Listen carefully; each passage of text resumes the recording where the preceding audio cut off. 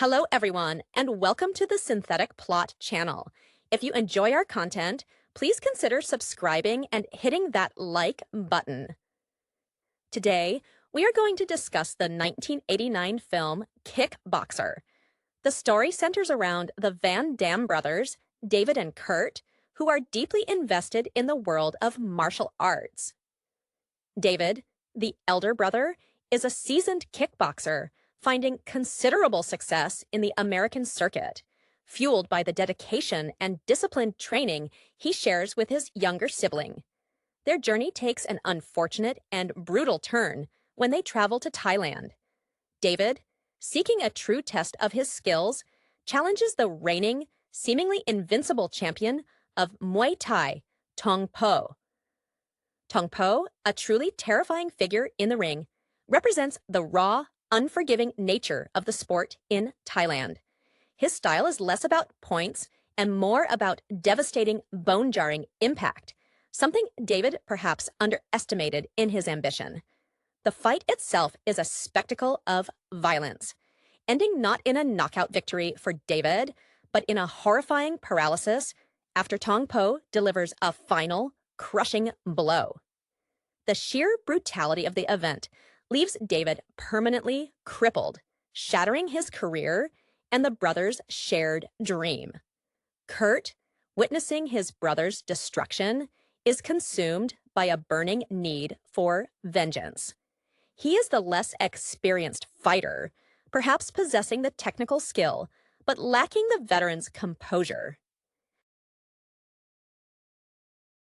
His drive is entirely personal, a reaction against the injustice he saw inflicted upon David. This pursuit leads him to find a mentor in Xian Chao, an enigmatic and wise figure who operates a small, traditional training ground. Xian Chao, himself possessing a deep philosophical understanding of martial arts, the spirit as much as the technique, agrees to train Kurt, though he recognizes the raw, angry nature of Kurt's ambition. The training montages that follow are central to the film's ethos. It is not simply about building muscle. It is about breaking down Kurt's preconceptions of fighting. Xian Chao pushes Kurt through grueling, often unconventional drills, forcing him to immerse himself in the demanding world of Muay Thai. This training is portrayed as a necessary purification process, stripping away the ego that led David into the trap set by Tong Po.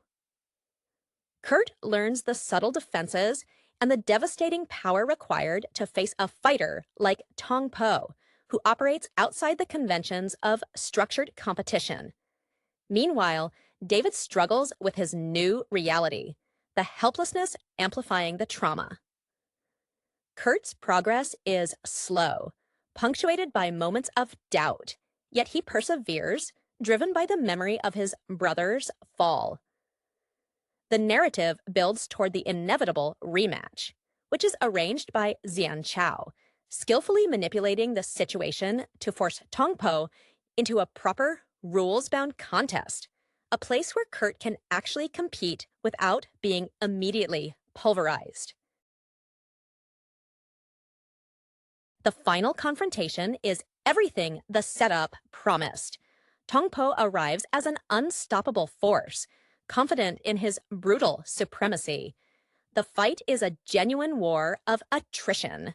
Tong Po relies on his crushing strength, repeatedly trying to break Kurt. But Kurt, now embodying the discipline taught by Xian Chao, weathers the storm. He uses precision, movement, and the hard-won techniques to chip away at the champion's defenses. There are moments where Kurt seems overwhelmed, echoing David's earlier fate, but he finds reserves he didn't know he possessed. In the end, Kurt manages to execute a defining sequence of strikes, finally felling the giant and achieving a victory that is as much about restoring honor and achieving closure as it is about winning a fight. The vengeance is secured, not through unchecked rage, but through disciplined, earned skill. The air in the Bangkok fighting pits was thick with the smell of sweat, liniment, and something ancient, something utterly unforgiving, which David, perhaps too easily blinded by his American success in the more regulated world of kickboxing, failed to fully respect. David's background, steeped in the precision of his training, made him a sharp technician, but Muay Thai, as personified by Tong Po, demands a soul sacrifice. Tong Po himself seemed carved from granite, his reputation built not just on wins, but on the sheer fear he instilled. When he delivered that final career-ending assault on David, a blow that snapped not just a leg, but the spirit of the elder brother, it was a statement. The American way of fighting meant nothing here. David's subsequent paralysis wasn't just physical, it was a visible manifestation of shattered pride, his bright career reduced to agonizing immobility. Kurt, who had always lived slightly in David's shadow, suddenly found himself burdened with the role of savior and executioner. His initial motivation wasn't strategy, it was pure, white-hot indignation. He tried to confront Tong Po immediately, perhaps fueled by the arrogance inherited from his successful brother, leading only to a public, humiliating beating that served as a brutal initiation into the reality of what he faced. It was in the aftermath of this second defeat that he stumbled upon Xian Chao. Xian Chao wasn't just a teacher. He was a guardian of tradition. His movements possessed a liquid grace that belied his age, suggesting a life entirely dedicated to understanding the flow of qi and combat. He recognized the fire in Kurt, but also its dangerous instability. The training under Xian Chao was a deliberate act of spiritual deconstruction. It was less about learning new moves and more about teaching Kurt how to stop fighting with his ego. Xian Chao made him perform near impossible feats, carrying heavy stones up steep hills, practicing his defensive blocks with actual sharpened bamboo sticks, all designed to strip away the impatience that had cost David so dearly. We see Kurt grappling with this monastic intensity, his frustration boiling over, often needing Xian Chao's calm but firm hand to pull him back from abandoning the process. The emotional investment was immense. Every successful block, every perfected technique felt like a small victory over the helplessness consuming David back at their sparse lodging. David, in turn, became a silent, pained observer, his presence a constant, visible reminder of the stakes involved. Xian Chao's brilliance lay in his manipulation of the environment. He knew Kurt couldn't defeat Tong Po in a street fight. He needed an arena where the rules, however cruel, still existed. By orchestrating the rematch, ensuring it was held under accepted, though still perilous, competition standards, Xian Chao gave Kurt the only weapon he truly needed, a legitimate framework within which his disciplined new skill set could challenge brute force. When the final fight commences, the atmosphere is electric. Tong Po strides in, expecting another quick execution, his confidence almost suffocating. The initial rounds are a nightmare for Kurt. Tong Po seems impervious to pain, delivering strikes that echo David's earlier agony. But Kurt, unlike David, has learned patience. He absorbs the punishment, his body recalling the lessons hammered into him during those scorching days of training. He starts using the ground, the clinch, the subtle angles Xian Chao taught, transforming from a desperate avenger into a strategic warrior. The turning point is subtle. It's not a massive blow, but a moment where Kurt anticipates Tong Po's wild swing, countering with a devastating series of precise kicks to the legs, systematically dismantling the champion's foundation. The climax isn't just about the knockout blow Kurt finally lands. It's about the realization in the crowd, and especially in Kurt's own mind, that discipline has finally conquered unchecked power. The victory isn't merely personal, it feels like a necessary correction to the imbalance of power that had crippled the brothers. The silence that enveloped Kurt after the final, shuddering impact on Tong Po was profound. A sudden vacuum where seconds before there had been only the roaring symphony of violence and crowd frenzy. It was a silence heavy with the weight of past suffering and present vindication. Kurt stood over the fallen champion, not with the triumphant swagger of a typical victor, but with the exhausted solemnity of someone who has completed a terrible, necessary penance. His breath hitched, the raw exertion momentarily eclipsing the emotional release. The journey back to David was slow, each step echoing the years of dedication Xian Chao had demanded. David, watching from the periphery, was not merely relieved. There was a fierce, almost painful pride etched onto his face, a glimmer of the old fire rekindled in his eyes despite the paralysis that anchored him. For David, Kurt's victory was a form of vicarious healing, the physical restoration of his own broken legacy. Xian Chao observed the scene with a knowing detachment, the mentor's task fulfilled. He had not sought to create a killer, but a complete martial artist, one who understood that true strength lay in controlling one's own internal landscape before attempting to dominate another. His inspiration, subtly hinted at throughout his tutelage, wasn't merely practical fighting knowledge, but an almost Zen approach to aggression, stemming from a lifetime spent observing the futility of uncontrolled rage. He offered Kurt a slight, almost imperceptible nod, the highest praise he was capable of giving, before melting back into the shadows of the arena, his work with this generation complete. The aftermath wasn't a grand celebration. It was a quiet, shared moment of understanding between the brothers. Kurt's commitment to martial arts, initially a passionate but unfocused pursuit, inherited from David's early successes, had been forged anew in the crucible of Thai brutality. He had learned that David's initial confidence was perhaps a fatal oversimplification of global combat disciplines, and that mastery required not just physical dominance, but profound respect for the opponent's domain. The closing scenes focused on the slow, painstaking process of recovery for David, now supported by the stability Kurt had fought to secure.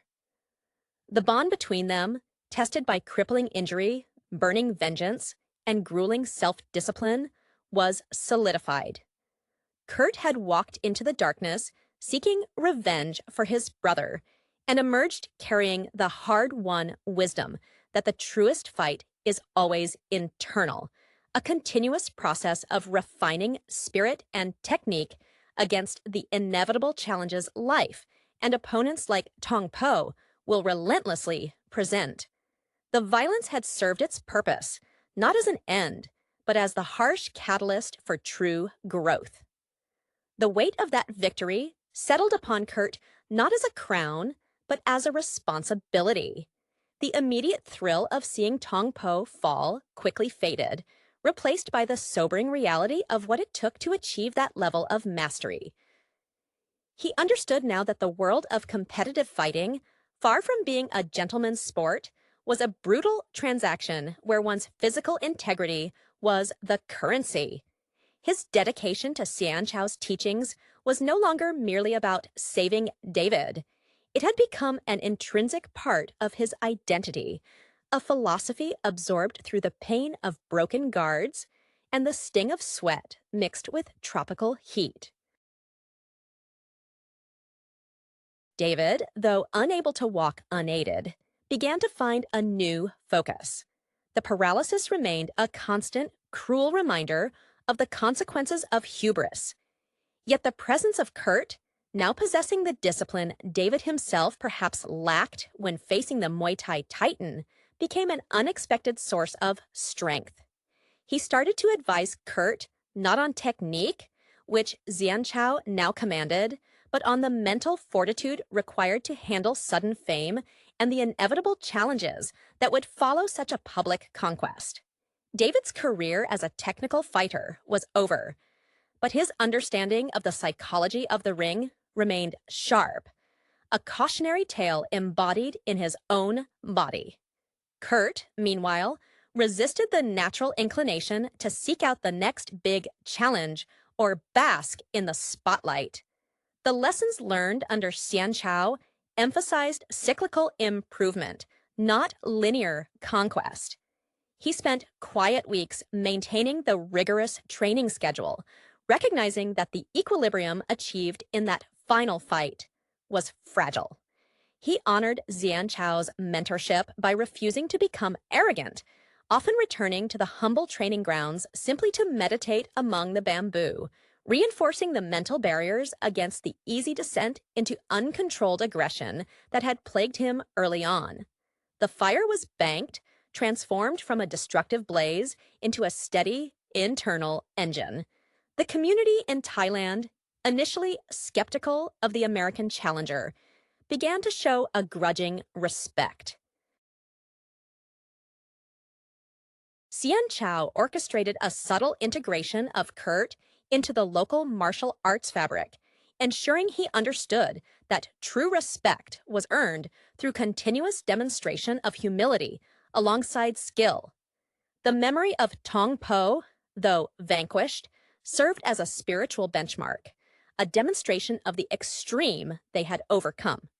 Kurt's future in martial arts was now less about revenge fantasies and more about embodying the precise, honorable execution of skill, a path paved with the hard-won knowledge that the greatest champions are those who conquer themselves before they ever step into the ring against an adversary. The quiet assimilation into the Thai fighting community was, in many ways, a more difficult trial for Kurt than the fight with Tong Po itself. Fame, even the respect born of a hard-fought victory, has a tendency to attract vultures, and Kurt found himself fielding inquiries from managers and promoters eager to capitalize on his sudden notoriety. These individuals, with their sharp suits and promises of easy money, represented a world utterly antithetical to the austere discipline Xianchao had instilled. Kurt instinctively recoiled from their polished veneer, recognizing in their eager opportunism the same kind of misplaced confidence that had lured David into the octagon with Tong Po. David, sensing these external pressures, became Kurt's unexpected gatekeeper. Confined to his chair, he leveraged his keen analytical mind, dissecting the contracts and the motivations of the suitors with a cold precision born of painful experience. He recognized the traps that ambition laid, having fallen into one himself. "They see a weapon, Kurt," David might have murmured during one of their slow, deliberate conversations. "But you are more than the sum of your kicks. Don't let them redefine your purpose for a purse." This shared vulnerability, David's physical constraint mirroring Kurt's constant need for mental restraint, deepened their reliance on each other in a way no shared victory ever could have. Xianchao, seeing Kurt navigating these commercial temptations with a newfound wisdom, offered subtle guidance through actions rather than lengthy sermons. He tasked Kurt with helping train the youngest novices at the compound, young boys whose movements were clumsy and whose enthusiasm often outpaced their coordination. Watching Kurt patiently break down complex movements into simple, digestible components for these children, demonstrating the precise footwork, repeating the breath control exercises until his own voice was hoarse, was a profound testament to his transformation. He was teaching not to win, but to preserve and pass on the knowledge, a selfless act that silenced the lingering echoes of his vengeful quest. The emotional residue of the final fight lingered, though. At night, perhaps, Kurt still felt the phantom impacts, the near misses that would have ended his journey as they had David's. These spectral battles kept him grounded, ensuring that every morning he approached the dew-covered mats with reverence. His hands, once tense with rage, now moved with an economy of motion that suggested deep understanding rather than mere reaction. He had walked the path of righteous anger to its extreme end and found that true righteousness lay only in the mastery of self.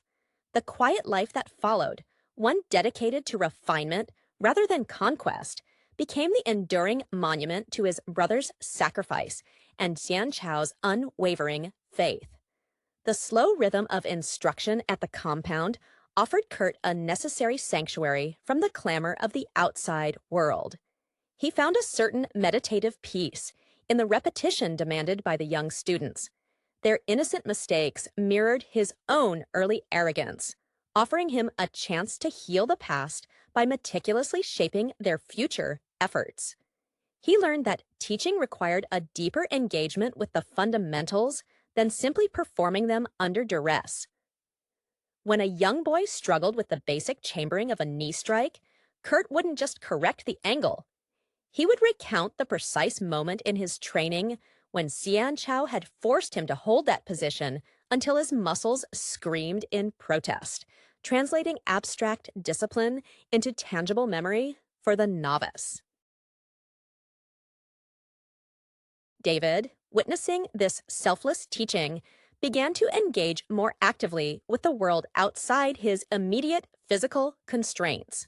He started documenting their training regimens, using old notebooks and scraps of paper to sketch out complex fight scenarios and defensive sequences. His analytical mind, previously focused on breaking down opponents' weaknesses for his own potential fights, now served as a meticulous archivist for Kurt's evolving style. He was forging a legacy not through physical prowess, but through intellectual preservation, ensuring that Xian Chao's teachings, refined through the crucible of their shared tragedy, would not be lost. This intellectual labor slowly chipped away at the despair that had plagued him since the paralyzing injury. Xian Chao, recognizing the solidification of Kurt's character, began to share more personal insights, speaking less about Muay Thai technique and more about the philosophy of the warrior's path. He spoke of how true martial arts masters often retire from the spectacle, understanding that the highest form of fighting is the avoidance of the fight itself, achieved through such overwhelming preparation that any challenger sees futility before the first blow is struck. He never pressured Kurt toward a decision about his future, allowing the young man the autonomy to choose his next steps, a final testament to the trust he had cultivated.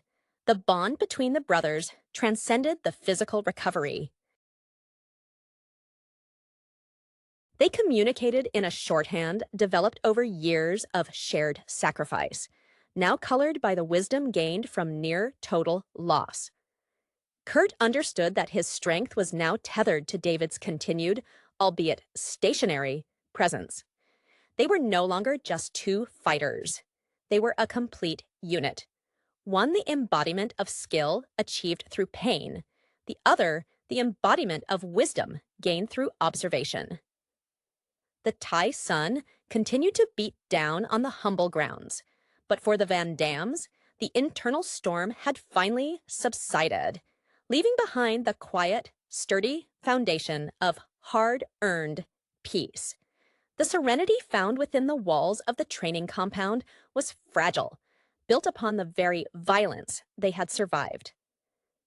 Kurt often caught himself observing the sunlight filtering through the palm fronds, momentarily forgetting the ache in his shins or the ghost of Tongpo's blows, only to have David's quiet presence snap him back to the reality of commitment.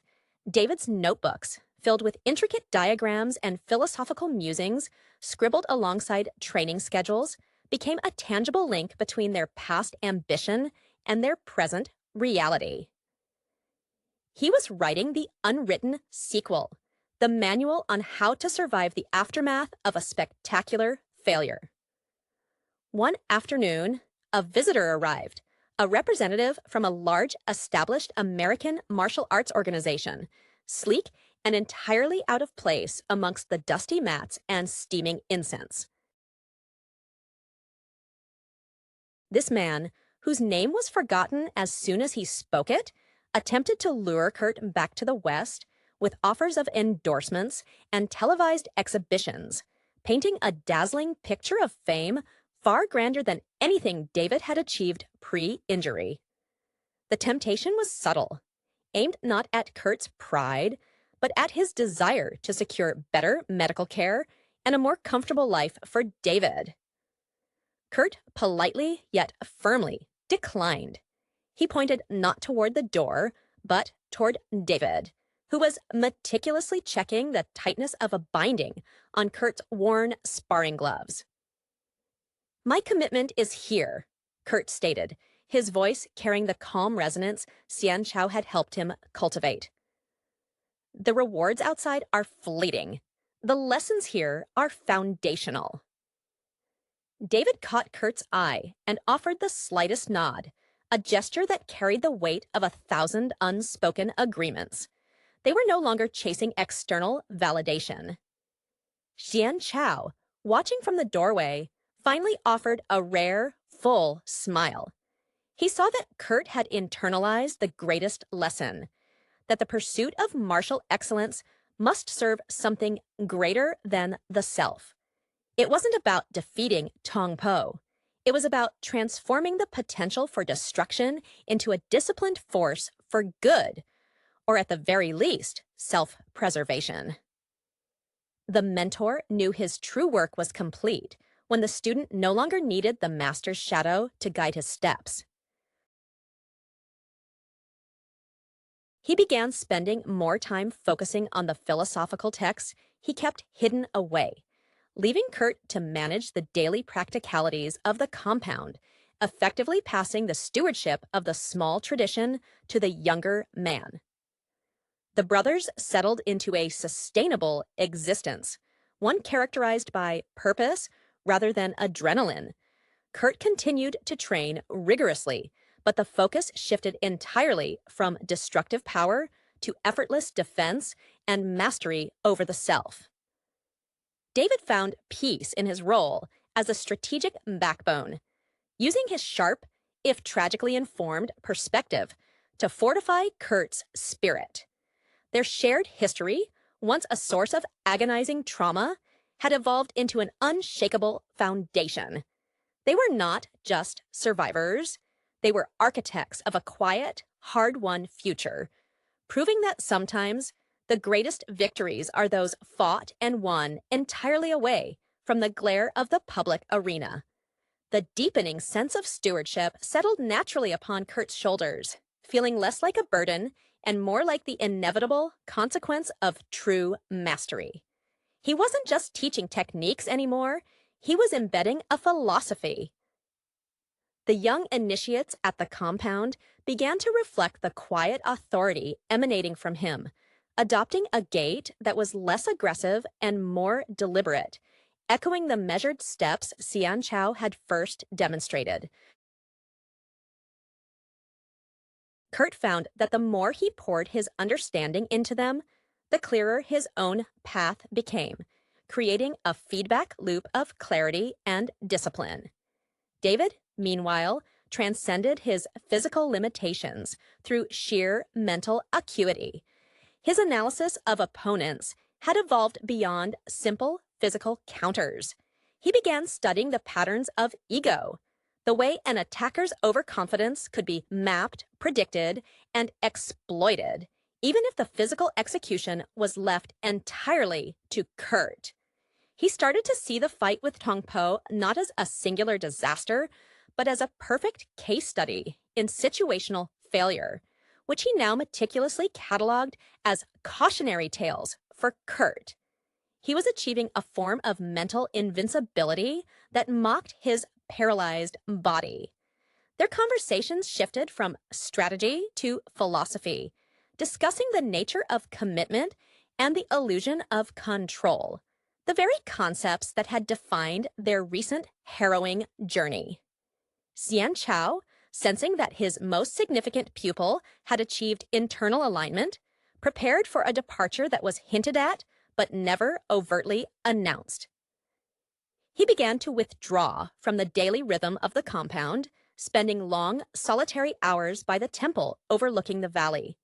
His presence remained a moral anchor, but the hands-on mentorship ceased, replaced by occasional cryptic pronouncements delivered over shared evening meals.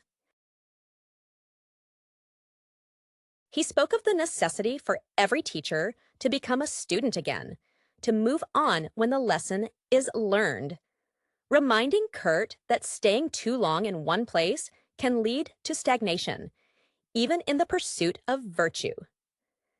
The unspoken understanding between the brothers deepened into a profound interdependence. Kurt never needed to ask David how he was feeling.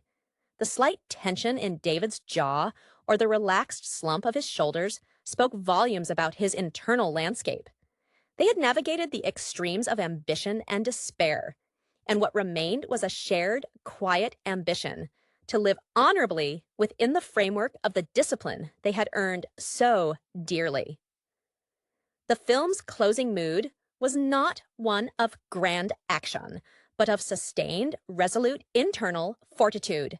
The knowledge that while the physical battle against Tong Po was concluded, the lifelong discipline of maintaining balance remained the ultimate ongoing fight.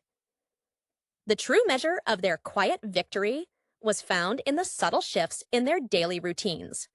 The early morning mist still enveloped the training grounds, but now Kurt moved through it with an almost preternatural awareness, his senses tuned to the smallest rustle of leaves or the shift in humidity, a testament to the heightened sensitivity Xian Chao had forced upon him.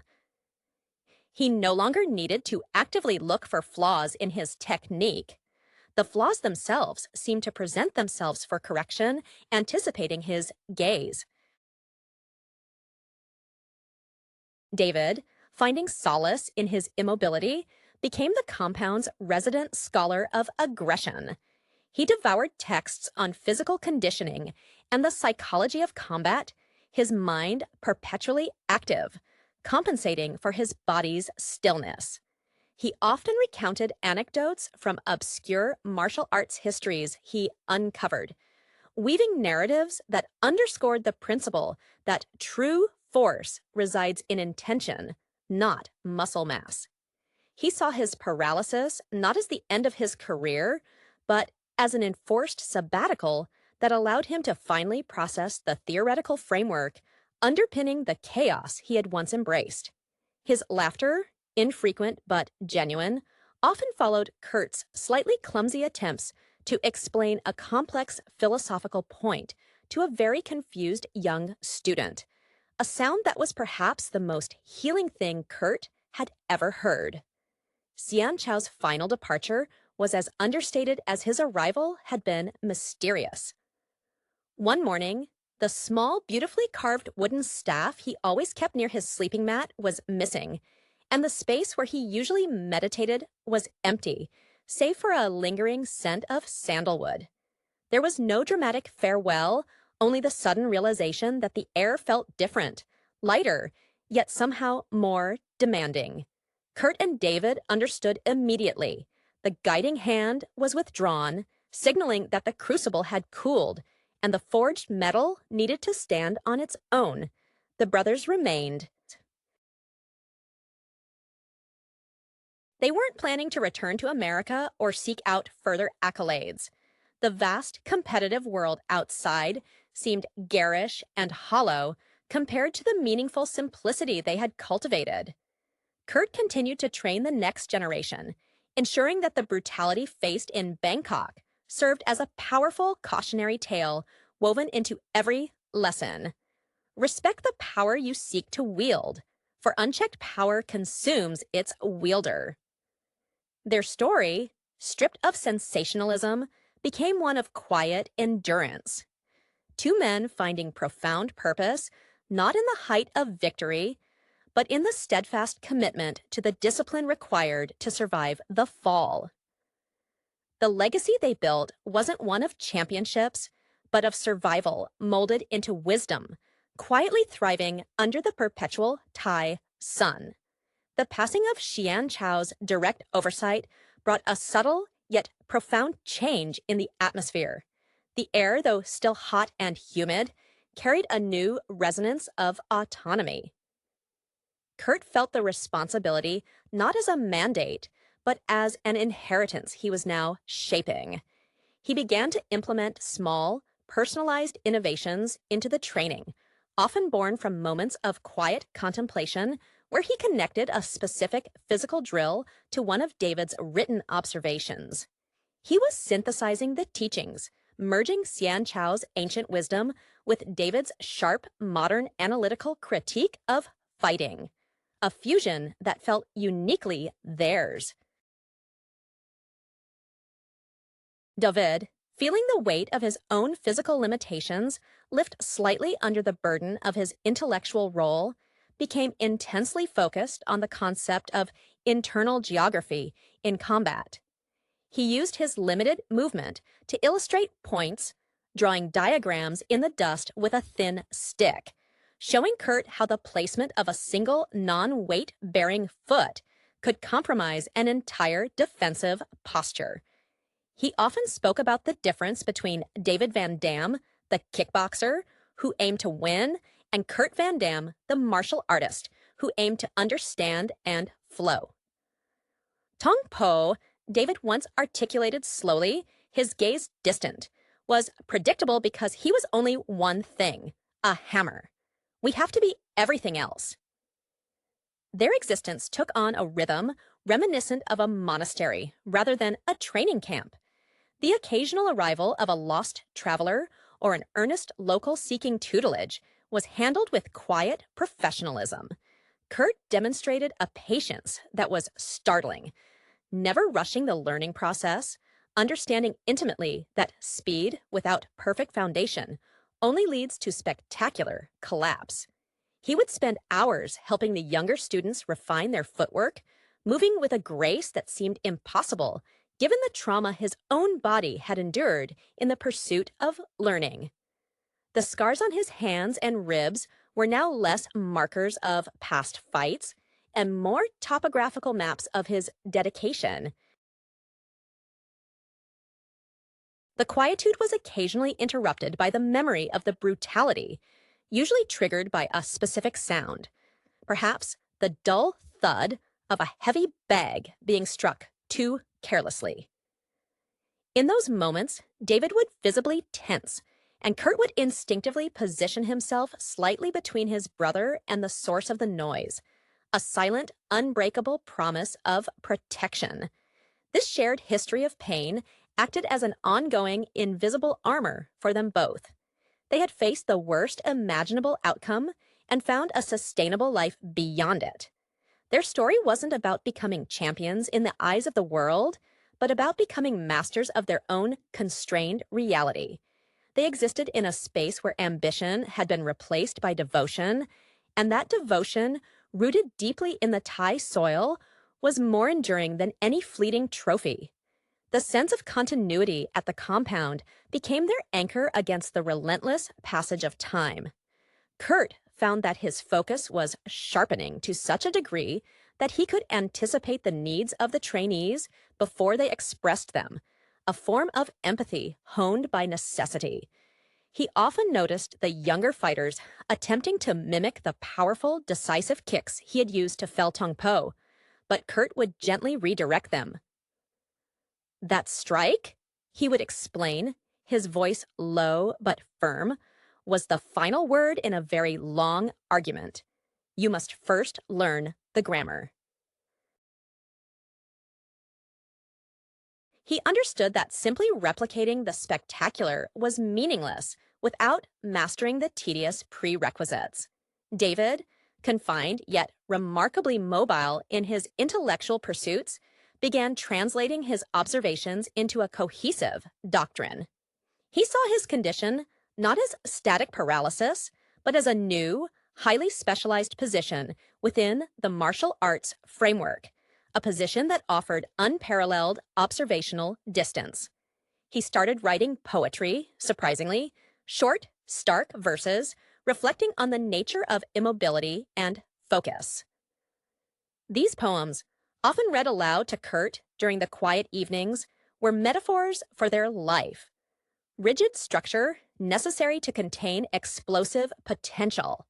He was channeling his own thwarted physical energy into a purely cognitive space, finding a strange, detached exhilaration in this intellectual combat.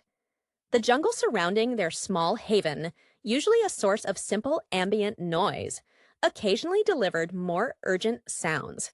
The distant chatter of unauthorized activity, perhaps illegal loggers or small skirmishes in the rural outskirts.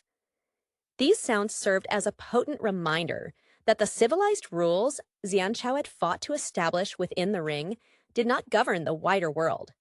Kurt remained vigilant, not out of a desire for further fighting, but out of a protective instinct for the fragile peace they had cultivated. He kept his skills sharp, viewing his readiness as a commitment to their shared sanctuary. The Brotherhood had settled into a rare form of equilibrium. Kurt was the kinetic force, the disciplined body applying wisdom. David was the fixed intellect, the source of strategic depth. They were two halves of a whole that neither one could have achieved independently. There were no more grand pronouncements or dramatic revelations, just the daily, humble act of showing up, training diligently, and upholding the quiet dignity that had replaced their youthful, fiery ambition. Their success wasn't measured in headlines, but in the continued, unbroken silence of their commitment to each other, far removed from the thunderous roar of the Bangkok arenas that had nearly destroyed them. The rhythm they established became almost ceremonial, a predictable cycle of sun, sweat, and study that acted as a protective shell against chaos. Kurt, embodying the discipline of the body, moved through his days with an economy of motion that bordered on the spiritual. He was no longer reacting to the environment, he was harmonizing with it. When demonstrating a low block, his body would subtly shift its weight a fraction of a second before his foot landed, a fluidity that indicated his mind and muscle were perfectly synchronized, anticipating the need rather than simply fulfilling the command. This wasn't merely efficiency, it was peace made physical. David, the silent strategist, began experimenting with ways to utilize minimal physical effort in his own expression. He started practicing complex breathing exercises, guided by the fragmented notes he'd found tucked within Xianchao's abandoned texts. Though his body remained inert below the waist, his chest rose and fell with such precise, controlled rhythm that the very air around his chair seemed to vibrate with latent energy. He was finding a way to project stillness, challenging the notion that martial power required movement. His greatest joy came from watching Kurt translate his scribbled theories into tangible success during sparring sessions, seeing his analytical ghost manifest perfectly in his brother's stance. The compound itself began to reflect their shared philosophy. Where once there was only utilitarian sparseness, Kurt and David began to cultivate the grounds with slow intention. They planted a small medicinal herb garden, mirroring Xianchao's subtle integration of nature into their practice. This act of gentle cultivation was a profound departure from the violent ambition that had initially driven them to Thailand. They were nurturing growth now rather than seeking destruction. The scent of mint and basil mingled with the lingering aroma of liniment, a peaceful olfactory tapestry of their new life. Occasionally, the distant sound of a more conventional fight, perhaps a loud, untrained brawl spilling from a nearby village, would carry on the wind. In these moments, neither brother moved with haste. Kurt would simply straighten his spine, a silent acknowledgement of the chaos, but he would not rush to intervene unless the immediate safety of the compound was threatened. He understood that answering every external noise with an aggressive response was the exact failure that had crippled David. They were no longer vigilantes or avengers. They were guardians of a small, hard-won center of calm in a turbulent world. Their strength was now defined by what they refused to engage with, a quiet testament to the fact that true victory often lies in achieving a state where nothing external can compel you to move against your will.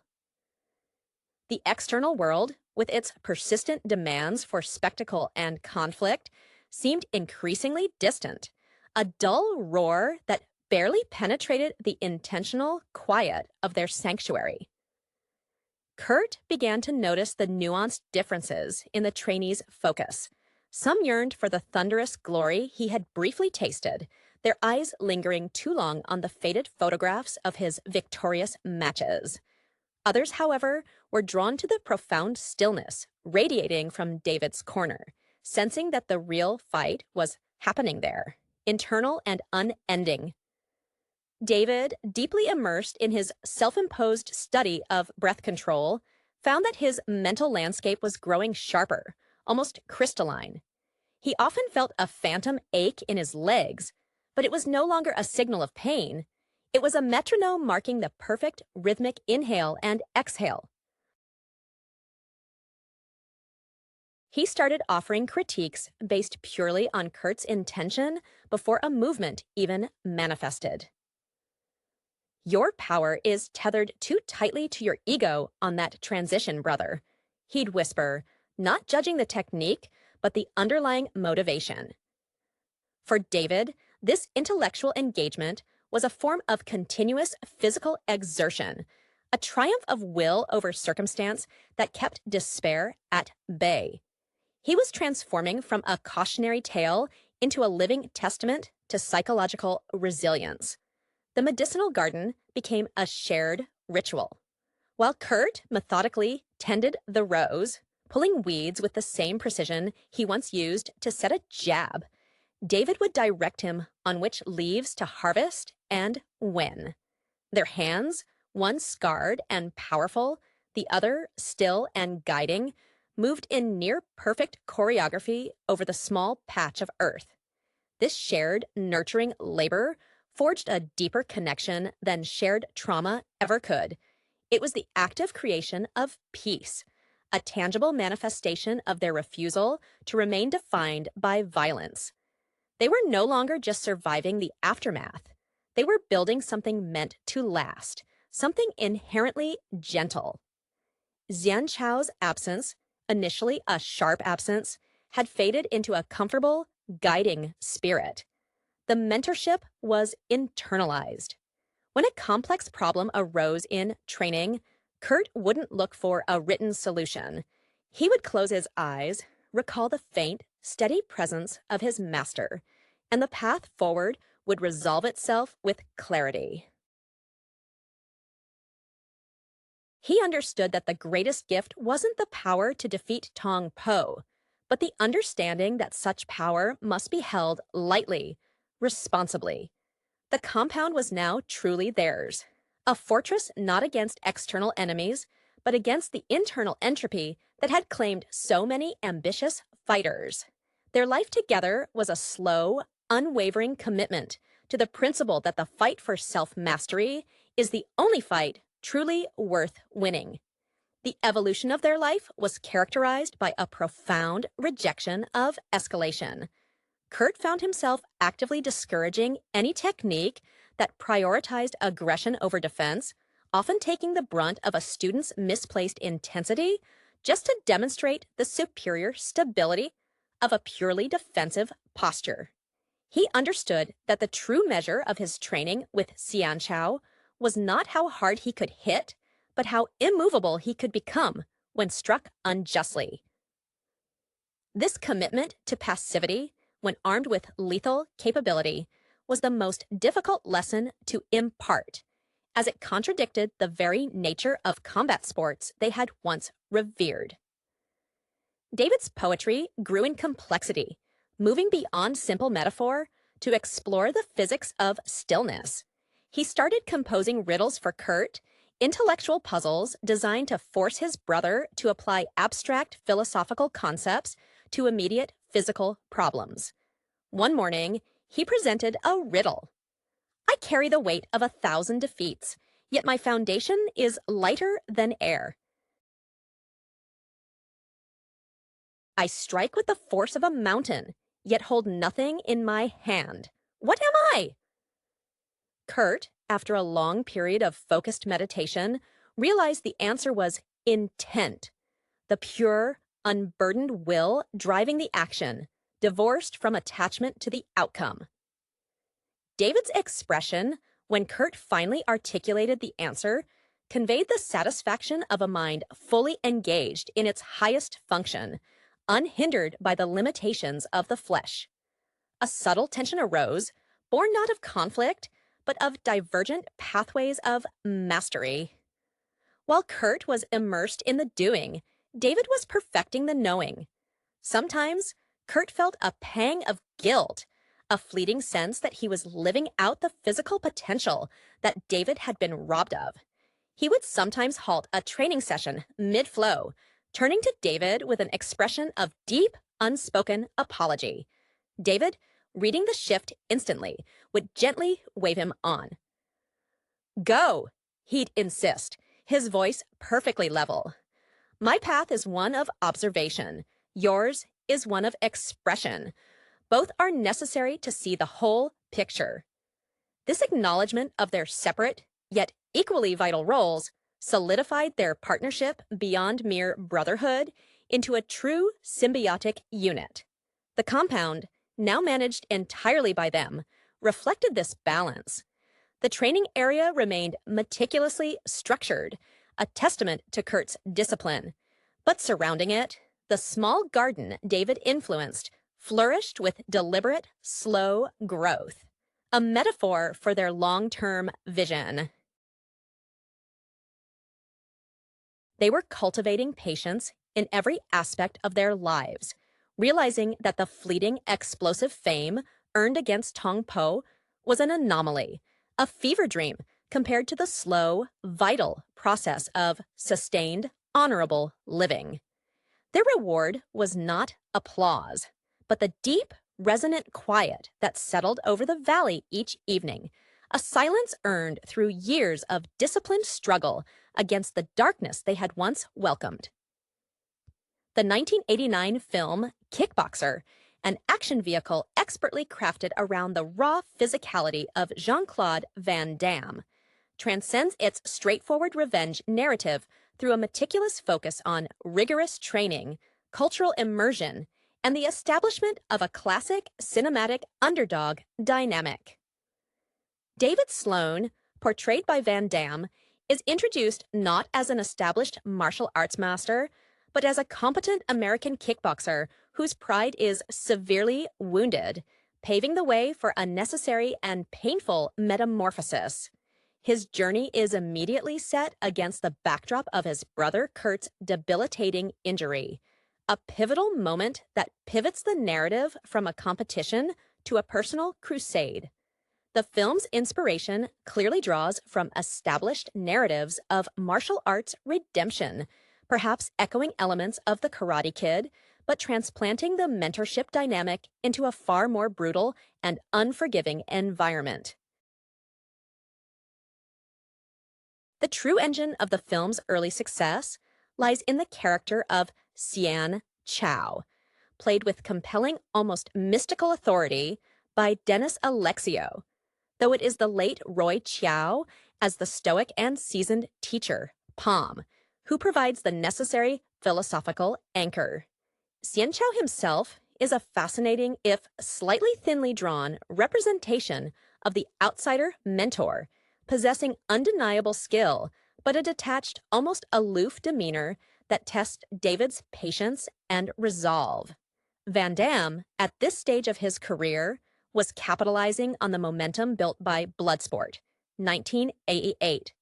His screen persona thrives when placed in situations demanding extreme physical discipline, and Kickboxer allows him to showcase the Tai Bo and karate skills that made him an international draw. The training sequences are the heart of the movie, deliberately slow and repetitive, emphasizing the agony of improvement. We see David's body conditioned through pain. The wading through the flooded pits, the relentless focus on shadowboxing, and the sheer exhaustion required to move beyond his current physical ceiling. This meticulous detailing of the training process serves to justify the eventual climax. Unlike contemporary action stars, whose victories often rely on stunt choreography and editing tricks, Van Damme's ascent feels earned because the film dedicates significant screen time to demonstrating the necessary suffering. Thailand itself becomes a character in the film. The bustling, chaotic energy of Bangkok provides a sharp contrast to the relative serenity of the temple where Palm teaches. This cultural immersion is crucial. David is not simply learning new moves, he is shedding his Western arrogance and submitting to an ancient discipline. Palm's teaching philosophy, which focuses on internal strength and respect for the opponent, grounds the otherwise escalating violence. The antagonist, Tong Po, is perhaps the film's most enduring, albeit cartoonishly evil, creation. Michelle Kissie's portrayal is one of brute, overwhelming force, a hulking figure embodying raw, unchecked power, devoid of technique or honor. Tong Po's sheer size and cruelty are necessary narrative foils for David's speed and burgeoning skill. His connection to the underground fighting circuit of Muay Thai elevates the final confrontation from a sporting match to a desperate survival scenario. The emotional stakes are further heightened by the inclusion of Miley, whose presence provides a brief, albeit underdeveloped romantic subplot that humanizes David beyond his singular focus on revenge. The final bout is expertly staged. It moves away from the typical kickboxing rules, deliberately mirroring the brutality inflicted upon Kurt, forcing David to fight not just to win, but to neutralize a genuine threat. The conclusion, where David finally unleashes the culmination of his arduous training against the seemingly invincible Tong Po, delivers the catharsis the entire preceding narrative has been building toward. Kickboxer ultimately works not just as a showcase for Van Damme's unique blend of martial arts choreography and screen presence, but as a compelling, if conventional, narrative about the transformative power of discipline forged through adversity. The emotional resonance of Kickboxer, beyond the spectacle of its fight scenes, hinges on the palpable sense of fraternal obligation that drives David Sloan. Kurt's paralysis is not merely a plot device, it's a psychic wound inflicted upon David, manifesting as a deep-seated guilt and an almost obsessive need for retribution. This fraternal bond informs every grueling repetition in the training sequences. When David practices his kicks against the palm trees or endures Palm's relentless prodding, he is not just training for himself, he is seeking the power necessary to rectify an injustice done to the only family he has left in this unfamiliar land. This transformation from an impulsive, slightly arrogant American athlete into a disciplined warrior seeking balance, rather than just victory, is the film's core achievement. Palm, the aged master, serves as the vital spiritual counterbalance to the sheer physicality required. Roy Chow imbues him with a quiet dignity. His methods are frustratingly esoteric to the Western mind initially. The insistence on drinking the bitter concoctions, enduring the heat, and accepting pain without complaint speaks to a philosophy that views physical prowess as merely the outward manifestation of inner fortitude. He recognizes in David the raw talent, but demands the respect for the art that David initially lacks. His constant questioning, often delivered through measured, almost philosophical sighs, forces David to look inward, far beyond the mechanics of a sidekick or a spinning hook kick. Xian Chao, while providing necessary exposition and demonstrating moments of incredible, almost supernatural skill, such as his fluid demonstration of the art, remains an enigmatic figure, perhaps intentionally kept at arm's length to maintain the mystique of the Muay Thai world. His relationship with Palm hints at a shared history, adding a layer of depth to the remote training compound that the film doesn't fully explore, but certainly suggests. Tong Po, conversely, is pure, unadulterated ID given muscular form. His defining characteristic is not skill, but sadism. The scene where he deliberately maims Kurt is shot to maximize the shock value, establishing him as an inhuman force that requires an almost superhuman response to defeat. Mikkel Kissie's physicality is crucial here. He doesn't need complex dialogue or intricate motivation. His presence alone communicates the threat. He is the embodiment of unchecked aggression that martial arts, in its purest form, seeks to tame or overcome. When David stares across the ring at him in the finale, the audience sees not a rival fighter, but a monster who must be eradicated for peace to be restored. The cultural atmosphere further enriches the action. The contrast between the neon-lit chaos of the Bangkok streets, filled with scams, and the vibrant sensory overload of the markets, and the ancient, humid quiet of the temple emphasizes the cultural chasm David must cross. He is stripped of his comforts and forced to adapt, a classic narrative trope that works perfectly in the context of a film about mastering a foreign discipline. The incorporation of the elephant ride early on, while slightly jarring in its abruptness, serves to signify David's complete submission to the rhythms of his temporary home. By the film's conclusion, David Sloan is no longer simply Jean-Claude Van Damme performing a routine. He is a disciplined, scarred survivor who has earned his victory through excruciating personal sacrifice. The raw, kinetic energy propelling Kickboxer is intrinsically tied to the audience's willing suspension of disbelief regarding the nearly instantaneous mastery displayed by David Sloan. While the training montage provides the necessary visual proof of his dedication, the speed at which he absorbs Palm's teachings stretches credulity, a necessary concession to the demands of the action genre. This compression of time elevates the mentor-student relationship into something almost alchemical. Palm doesn't just teach techniques, he unlocks latent potential with unnerving speed. This rapid transformation is what allows the film to accelerate toward its inevitable, bloody confrontation without feeling unduly prolonged. The character development concerning Kurt Sloan, though tragic, is crucial for grounding David's eventual ferocity. Kurt is the embodiment of American athletic aspiration, successful, confident, perhaps slightly naive about the darkness lurking beneath the surface of international sports. His crippling injury is the ultimate humiliation, transforming him from a celebrated champion into a dependent victim.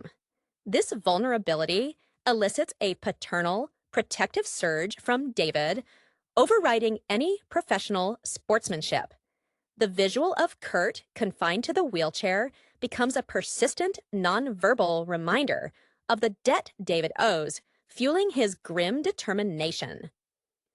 Furthermore, the role of Xian Chao, played by Dennis Alexio, deserves closer examination, not just as a trainer, but as a conduit to the underground.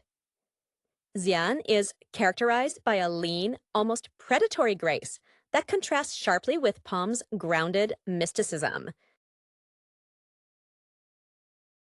He represents the necessary bridge between the philosophical purity of the temple and the raw, no-holds-barred reality of the Muay Thai pits, where Tong Po reigns supreme. Xian's slightly guarded manner suggests a history intertwined with the very dangers David is about to face, a history of compromise or perhaps past failure that informs his cautious instruction. He pushes David with less patience than Palm, understanding that philosophical understanding is useless when facing sheer, brute aggression like Tong Po's. The atmosphere surrounding the underground fighting tournaments is essential in establishing the stakes as life and death. These aren't sanitized arenas. They are hot, humid, and morally ambiguous spaces where respect is earned through pain inflicted and endured. Tong Po's entourage, composed of sneering enforcers, further isolates David and Kurt, emphasizing their status as outsiders targeted by organized malice. This sense of isolation magnifies the courage required for David to step into the ring against such overwhelming odds, especially given the explicit rules of engagement are designed to favor the champion's brutality. The film taps into a universal anxiety about cultural appropriation versus appreciation. David's successful integration of Muay Thai techniques is framed as respectful adoption. He bows, he endures the pain, he adheres to Palm's moral code. This contrasts directly with Tong Po, who uses the fighting style as a weapon of terror rather than discipline. By adhering to the spirit of the training, David ultimately earns the right to defeat the corrupted version of the art, lending a moral victory to his physical triumph. The catharsis is thus twofold: personal revenge for his brother and a righteous defense of martial integrity against its basest expression. The enduring appeal of Kickboxer also resides in its surprisingly effective use of supporting relationships, specifically the tentative connection established between David and Miley. While often relegated to the periphery of the main action, serving mostly to provide moments of quiet tenderness or gentle concern amidst the rising tension, Miley functions as a necessary tether to normalcy for David. She represents the life he risks losing, the potential for connection outside the cycle of violence and vengeance that has consumed him since Kurt's injury. Her concern is genuine, rooted in observing the toll the training takes, both physically and psychologically, on the stoic American warrior. This romantic subplot, though underdeveloped by modern standards, serves to humanize David beyond the relentless engine of revenge. It allows for brief interludes where Van Damme can showcase a softer register, contrasting sharply with the grim focus required for surviving Tong Po's death traps. These moments subtly suggest that David is fighting not just to punish an aggressor, but to clear a path back toward a sustainable, honorable life. The meticulous pacing of the fight choreography further solidifies the film's immersive quality. While the initial matches are fast and flashy, showcasing David's pre-existing American kickboxing prowess, the final bout with Tong Po is deliberately slow, methodical, and agonizing. It's a test of attrition rather than speed. Palm's parting words and the lessons gleaned from the painful training resonate in every defensive block and every retaliatory strike. David must absorb unbelievable punishment, mirroring the suffering inflicted upon Kurt, before he can exploit the tiny, hard-won openings in Tong Po's defense. The narrative structure demands that David take sustained damage before unleashing his ultimate perfected technique. The move that encapsulates all his suffering. This adherence to demonstrating pain before payoff makes the final, decisive blow feel both inevitable and entirely earned, moving beyond mere spectacle into a realm of narrative satisfaction rooted in endurance. The film trusts the audience to invest in the discipline shown in the training montage, and the climax rewards that investment by making the victory a prolonged, hard-fought execution of perfected form over brute force. The underlying tension in Kickboxer is frequently supplied by the sheer vulnerability of the environment. Thailand, depicted as both exotic paradise and dangerous labyrinth, constantly threatens to swallow the Sloan brothers whole. Beyond the obvious threat posed by Tong Po's syndicate, there is the systemic danger of the unfamiliar. David and Kurt are outsiders navigating a world where the rules, both legal and martial, are opaque and easily turned against them. This pervasive sense of being watched, manipulated, and fundamentally disadvantaged sharpens the audience's investment in Palm and Sian's protection. It's not just about learning to fight, it's about learning to survive within a specific, unforgiving cultural ecosystem where honor is rigorously policed. Palm's unwavering commitment to the moral framework of Muay Thai serves as a necessary internal compass. His relationship with David evolves from stern instructor to spiritual guardian. He recognizes that an injury like Kurt's threatens not just the man, but the integrity of the art itself when wielded without respect. When Palm allows David to finally face Tong Po, it is not an endorsement of pure vengeance, but a final examination. The ensuing battle is structured like a rite of passage, where adherence to Palm's teachings, patience, utilizing the opponent's aggression against them, is the only path to victory. David's ability to remain composed under Tong Po's savage onslaught is the ultimate proof that the training has succeeded in tempering his initial rage. Jean-Claude Van Damme, leveraging the global awareness gained from his earlier successes, brings a specific blend of balletic fluidity and raw power to the role. His physical performance in Kickboxer is arguably at its peak, showcasing extended, unbroken takes during the practice sessions that highlight his genuine athleticism. He sells the agony of the training, the grimaces, the heavy breathing, the sheer exhaustion with convincing dedication.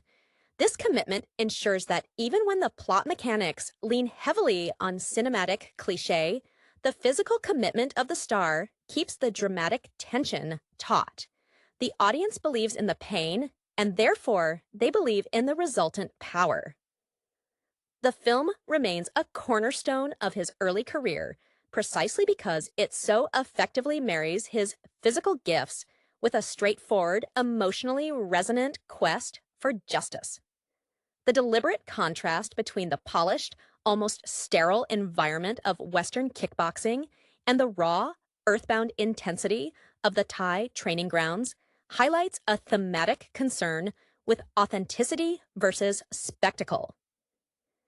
David Sloan enters the film as a product of the former, skilled, certainly, but ultimately reliant on standardized rules and predictable opponents.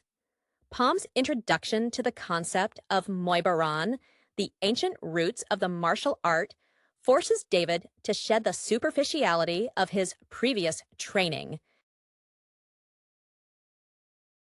This is physically manifested through the arduous conditioning, fighting while submerged in water, absorbing the sting of strikes in open-air settings, and learning to draw strength from the very earth, rather than just the disciplined structure of a Western gym.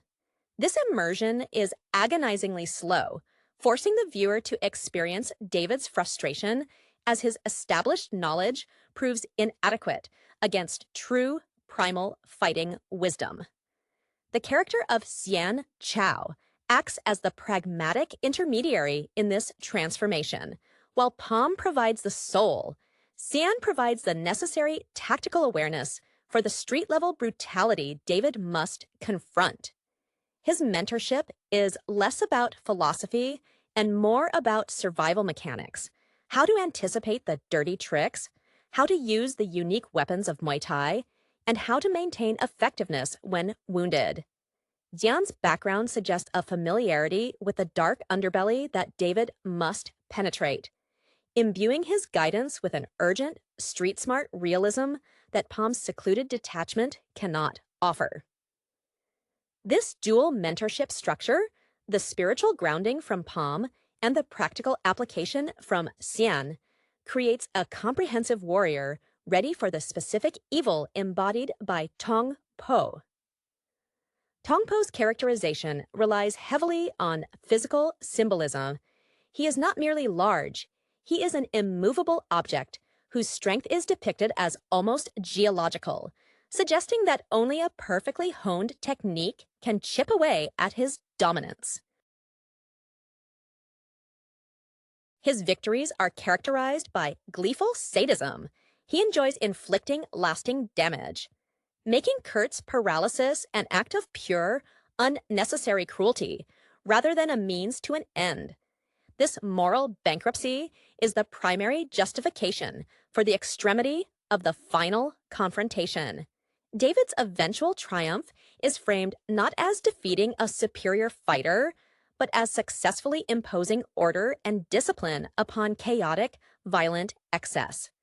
When David finally lands the decisive blows, it is a narrative victory for restraint over savagery, a theme deeply embedded in the traditional portrayal of martial arts, masters contrasted with brute force antagonists. The silence and composure David maintains during the initial stages of the final fight, a stark departure from his earlier impulsiveness, serves as the ultimate testament to Palm's success in conditioning his mind as much as his body. The psychological toll, evident in David Sloan's demeanor throughout the second half of the film, is a crucial element that elevates Kickboxer beyond mere action fodder. Van Damme masterfully conveys the internal friction between the desire for swift revenge and the discipline imposed by Palm, which demands patience. This internal struggle manifests physically. Even in moments of apparent calm, there is a coiled tension in his posture, a constant readiness born from the understanding that one mistake against Tong Po means permanent disaster. The film successfully weaponizes David's grief, channeling it through the structured regimen of martial arts. Unlike many revenge narratives where the protagonist succumbs entirely to blind fury, David is constantly measured, constantly reminded that rage is inefficient. This disciplined restraint is the true measure of his training. He has learned not only how to strike, but more importantly, when not to strike, and how to endure the strikes he cannot avoid. The atmosphere of the underground circuit is further enhanced by the subtle commentary on economic desperation and corruption. The crowds surrounding the fights are not composed of pure sports fans. They are a mix of thrill seekers, gamblers, and those who profit from the brutality. This element subtly casts Tong Po not just as a personal villain, but as a symptom of a corrupt system that exploits physical dominance for profit. David and Kurt, as wealthy American visitors, initially seem detached from this reality. But Kurt's injury violently thrusts them into the lowest echelon of this system, forcing David to fight on their terms, under their often deadly rules.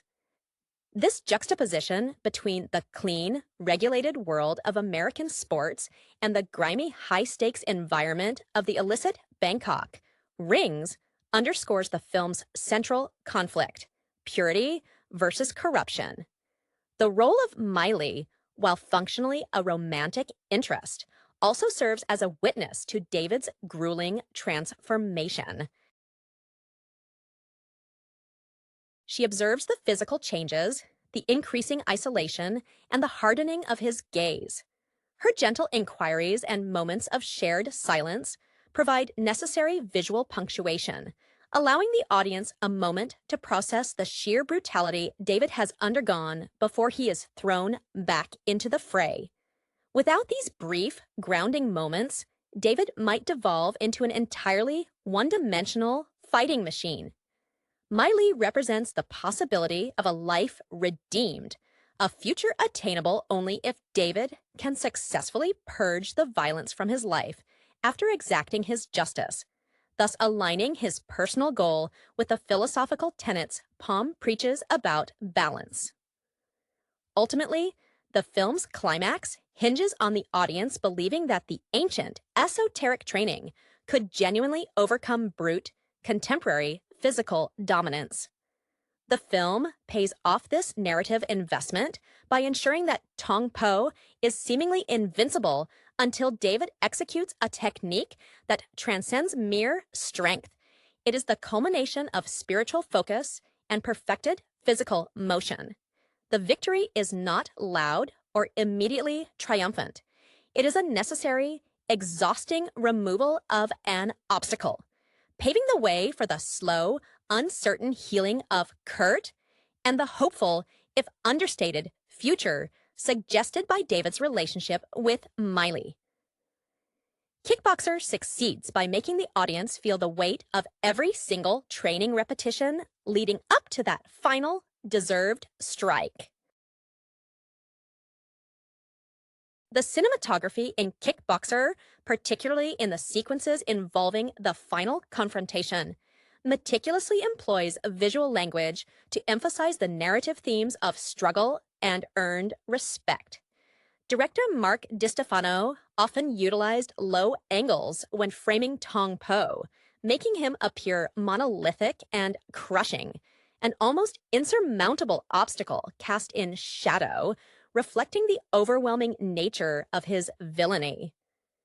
Conversely, David Sloan is frequently shot in tighter frames during the initial stages of the final fight, focusing intensely on his determined expression and the sweat of his exertion, ensuring the audience feels every jarring impact he absorbs. This deliberate framing shifts only near the end, when David begins to successfully counter Tong Po. The camera then opens up slightly, suggesting a regaining of control and a physical ascendancy matching his mental victory over his initial fury. The use of sound design further amplifies the visceral reality of the combat. The heavy, wet thud of body shots and the sharp crack of bone or impact are mixed prominently, often drowning out the background noise of the crowd. This auditory focus forces the audience to internalize the physical cost of the fight. When David finally